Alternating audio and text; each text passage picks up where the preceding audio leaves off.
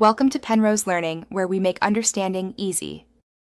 You begin with core prerequisites and then immediately start moving. Check mobility in ankles, hips, and shoulders. Spend 10 minutes loosening tight spots. Once done, put on light shoes and a 15 kg vest to add subtle resistance. This builds proprioception.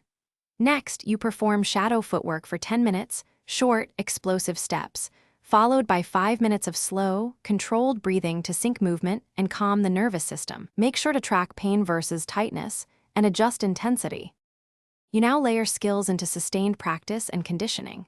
Start with stealth footwork integrated into silent landings. Do 3 sets of 2 minutes, focusing on knee alignment and soft knees on impact. Once comfortable, add strength progressions. 3 sets of 8 pistol progressions and 3 sets of 10 pull progressions to build unilateral power. After that, transition to endurance with a 20-minute interval run or stair circuit using 1/4 active recovery. This builds stamina and trains the mind to remain calm under exertion.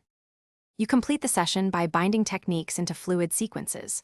Perform 5-minute combos that link movement, a controlled takedown, and an escape. Repeat until transitions are smooth. Once finished, spend 10-15 minutes on mobility and foam rolling. Hydrate 500 to 750 ml and refuel appropriately. If something fails, poor balance, joint pain, regress the skill immediately, reduce load or tempo, and reevaluate alignment. A single troubleshooting tip. When balance slips, simplify to static holds and slow eccentric.